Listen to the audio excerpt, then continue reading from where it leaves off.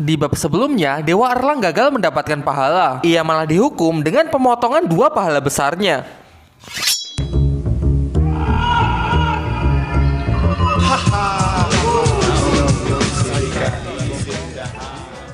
Selepas menyelesaikan hukumannya dengan penuh kekecewaan, Dewa Erlang datang mengunjungi ibunya. Di sana ia telah hilang kesabaran sehingga dia berniat untuk membelah gunung demi menyelamatkan ibunya. Namun sang ibu marah dan memerintahkan Dewa Erlang untuk membatalkan niatnya tersebut karena ia tidak ingin putranya melanggar aturan langit sehingga membuatnya menanggung beban yang jauh lebih berat. Melihat kondisi ibunya yang semakin memburuk, akhirnya Dewa Erlang pun menurut. Di tempat lain, rombongan Biksu Tong tengah melanjutkan perjalanannya. Ketika mereka sedang beristirahat, Patke meminta izin untuk pergi ke kota mencari makanan. Sementara Sun Gokong ingin pergi ke hutan untuk memetik pisang. Di perjalanan, Sun Gokong bertemu dengan kera-kera kecil yang mengaku tengah dikejar oleh seekor anjing. Ternyata yang mereka maksud adalah anjing kayangan. Ia menganggap para kera ini adalah siluman, sehingga dia berniat untuk meringkusnya demi menambah pahala Dewa Erlang. Sun Gokong yang tidak menyukainya mengubahnya menjadi seekor anjing. Lalu ia mengatakan kalau anjing kayangan ingin kembali ke wujud semula, maka Dewa Erlang harus datang dan memohon kepadanya. Sementara itu, Patke yang tengah menikmati makanannya di tengah kota bertemu dengan Dewa Erlang. Ia meledek dan menertawakannya akibat peristiwa sebelumnya. Dewa Erlang yang sangat jengkel akhirnya merubahnya menjadi seekor babi. Lalu ia mengatakan kalau Patke ingin kembali ke wujud semula, maka Sun Gokong harus datang ke kuilnya. Di sisi lain, Biksu Tong bersama kedua muridnya menyusul Patke ke kota. Ia cemas lantaran Patke tak juga kembali.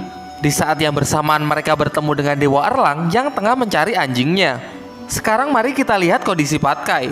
Ia bertemu dengan anjing kayangan yang kala itu masih menjadi wujud anjing. Lalu mereka pun memulai perkelahian yang mengundang banyak massa. Ya, tentu ini menjadi tontonan yang unik karena kapan lagi mereka bisa melihat anjing dan babi berkelahi. Di waktu yang bersamaan, Biksu Tong mencoba mendamaikan Sun Gokong dan Dewa Erlang karena ia tahu mereka selalu saja berselisih. Kemudian mereka mendengar kalau di luar sedang terjadi perkelahian anjing. Senyum Sun Gokong langsung hilang ketika mendengar bahwa anjing itu sedang berkelahi dengan seekor babi.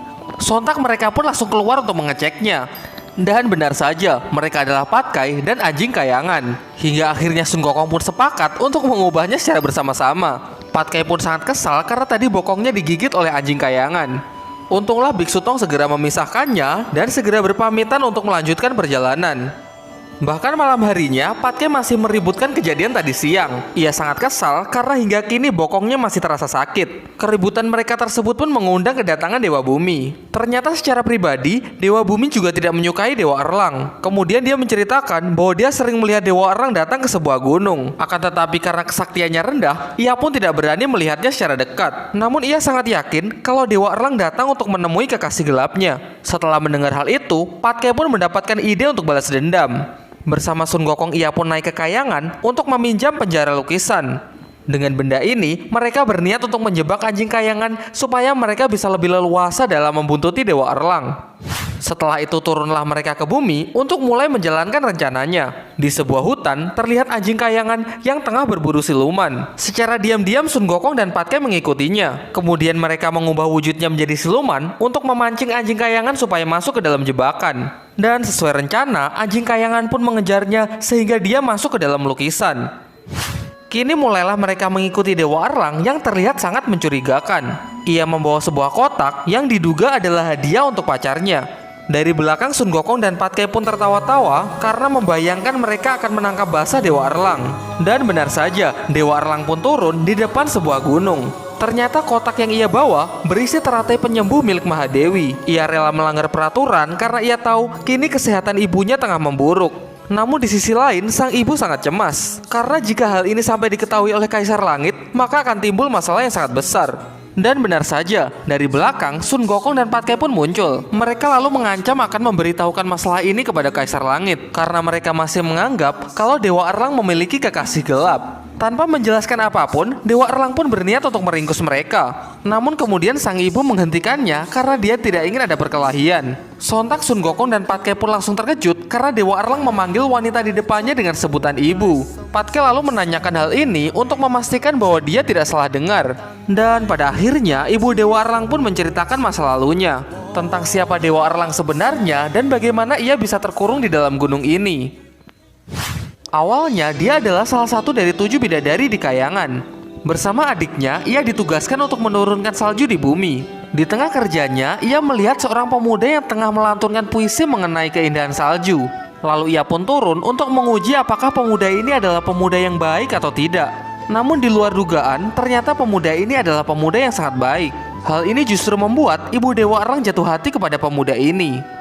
Besoknya, ia melihat pemuda ini tengah melawan dinginnya salju. Diketahui bahwa pemuda ini tengah melakukan perjalanan untuk menuju ke ibu kota demi mengikuti ujian negara. Di waktu yang bersamaan, kala itu Ibu Dewa Erlang sedang bertugas menurunkan badai salju. Ia lalu menghentikan badai dan lebih memilih turun untuk menyelamatkan pemuda itu. Sayangnya niat baiknya ini tidak didukung oleh Kaisar Langit. Ia bersama adiknya malah dianggap melalaikan tugas, sehingga kini mereka dihukum untuk menjadi gunung es selama 5 tahun. Sang adik tidak tahan dengan hukuman ini. Ia pun melarikan diri dan lebih memilih bergabung dengan negeri siluman.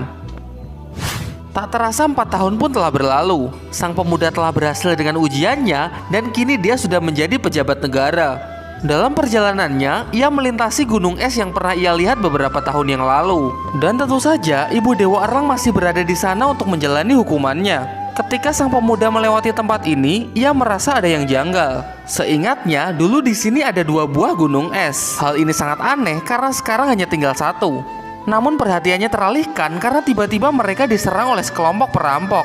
Jumlah perampok yang sangat banyak membuat para prajurit tidak dapat menanganinya. Dalam pertempuran itu, sang pemuda terkena serangan sehingga dia terjatuh dari atas bukit. Tidak kuasa menahan diri, sang bidadari pun keluar dari dalam gunung untuk menyelamatkan pemuda tersebut. Ia lalu menggendongnya dan membawanya ke tempat yang lebih aman. Dan syukurlah nyawa pemuda itu masih tertolong. Meskipun ia masih bertanya-tanya mengenai wanita yang telah menolongnya. Namun wanita tersebut malah menangis tanpa menjelaskan apapun. Mengingat perbuatannya ini melanggar peraturan, sang bidadari langsung bergegas untuk pergi. Sekarang si pemuda baru ingat kalau wanita di hadapannya ini adalah wanita yang ditemuinya beberapa tahun yang lalu. Kini ia pun mengungkapkan bahwa selama ini ia selalu memikirkannya. Sejak saat itu ia telah jatuh hati dan berniat untuk menikahinya. Melihat kesungguhan dari sang pemuda, akhirnya Ibu Dewa Erlang pun terpikat dan setuju untuk menikah. Sejak saat itu, kebahagiaan pun meliputi mereka. Meskipun Ibu Dewa Erlang masih merahasiakan identitas dia yang sebenarnya. Kebahagiaan mereka pun semakin lengkap ketika Tabib mengatakan bahwa mereka akan segera dikaruniai seorang anak. Anak tersebut sangat kuat sehingga dapat dipastikan bahwa kelak ia akan menjadi orang yang hebat. Namun sayangnya, kebahagiaan mereka ini tidak berlangsung lama. Kaisar Langit mengetahui hal itu dan kini ia memerintahkan prajurit langit untuk segera menangkapnya. Singkat cerita, sampailah mereka di bumi. Begitu sampai, mereka pun langsung menjelaskan semuanya mengenai identitas asli dari Ibu Dewa Erlang dan semua kesalahan yang telah ia perbuat. Namun sang pemuda mengatakan bahwa ini semua pasti salah paham. Istrinya ini hanyalah manusia biasa dan bukannya bidadari seperti yang mereka katakan. Sadar bahwa ia tidak bisa mengelak lagi, ia mencoba menjelaskan kepada suaminya bahwa semua apa yang dikatakan para prajurit ini adalah benar. Kini mereka semua pun memohon agar Kaisar Langit berbaik hati mengampuni mereka. Namun hal itu sia-sia karena para prajurit langit tetap menyeret sang bidadari untuk menjalani hukumannya. Sejak saat itu, mereka pun mulai menjalani hari-harinya dengan penuh kesedihan. Sang suami rela setiap hari naik gunung demi untuk menemui istrinya. Namun seiring berjalannya waktu, kondisi kesehatannya pun semakin memburuk. Lalu ia pun menceritakan bahwa tabib telah memvonisnya kalau umurnya tidak akan lama lagi. Dan pada hari itu juga, ternyata ia telah mencapai batasnya. Di hadapan sang istri tercinta, ia pun menghembuskan nafas terakhirnya. Dan sang istri pun tidak bisa berbuat apa-apa selain menerima takdir yang pahit ini. Hari pun tetap berjalan, hingga suatu ketika, akhirnya putra mereka pun lahir ke dunia. Di waktu yang bersamaan, secara kebetulan seorang dewa melintasi tempat tersebut. Diketahui bahwa dewa tersebut bernama Jiangxia. Merasakan ada yang aneh, ia pun mencoba melihat ke dalam gunung menggunakan mata Manggekyo Sharingan-nya. Dan benar saja, di sana terkurung seorang wanita yang tengah menggendong bayinya. Singkat cerita, sang bidadari pun menceritakan semuanya. Dan ternyata, Jiangxia sangat tersentuh dengan cerita tersebut. Menurutnya, bayi tersebut tidak bersalah, sehingga tidak sepantasnya ia turut menjalani hukuman. Oleh karena itu, sesuai dengan permintaan sang bidadari, ia pun bersedia untuk merawat bayi tersebut. Ia juga berjanji bahwa dia akan merahasiakan hal ini dari Kaisar Langit. Dan mulai sekarang, kita akan mengenal bayi tersebut dengan nama Erlang. Erlang yang telah beranjak dewasa berteman dengan anjing kayangan dan mulai mencari keberadaan ibunya. Singkat cerita, kini ia pun mengetahui kalau ibunya tengah terkurung di dalam sebuah gunung. Lalu Erlang mengatakan bahwa selama ini dia selalu bermimpi bahwa dia bisa membahagiakan ibunya. Namun pada kenyataannya, ibunya tengah menjalani hukuman dan dia pasti sangat menderita. Menyaksikan hal itu, dia pun memukuli gunung tersebut dengan harapan ia bisa mengeluarkan ibunya. Bahkan sampai kedua tangannya berdarah, ia pun tetap tidak berhenti untuk memukul.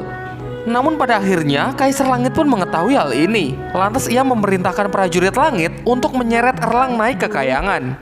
Melihat keteguhan Erlang yang begitu besar, Kaisar Langit pun memberinya kesempatan untuk bisa membebaskan ibunya.